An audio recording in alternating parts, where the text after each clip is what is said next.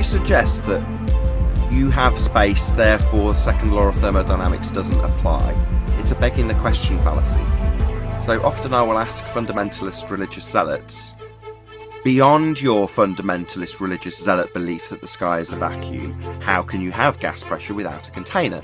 Because the natural instinct of a fundamentalist globe-believing fundy, it's a bit redundant, is to beg the question of the sky vacuum and then tell us that obviously the second law of thermodynamics doesn't apply because the gas isn't filling my presupposition that the sky is a vacuum.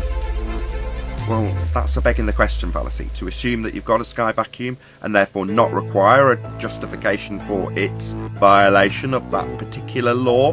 That would be an entropy increase, or standard gas law. The volume that you would calculate it with would be the volume of space the gas has to fill. And if the sky was a vacuum, that would be an availability of volume for the gas we breathe to fill. And fill it must. That's what gas does. It expands in all directions. So the gas we're breathing, which is at pressure, would fill the sky vacuum.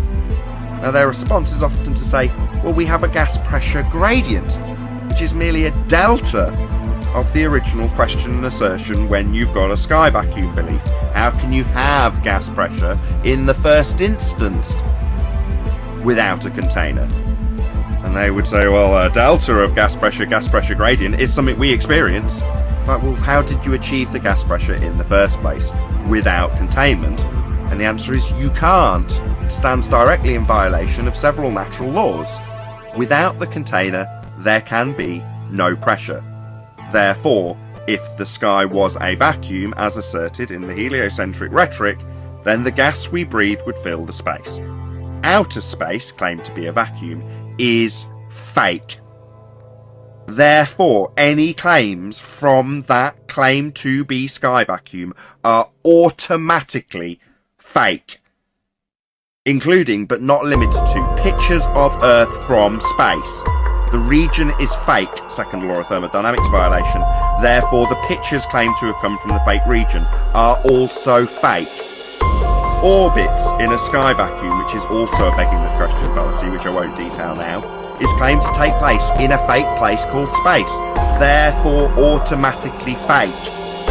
Same goes for satellites, all debunked by the second law of thermodynamics and several other laws of nature, descriptions of how things occur always.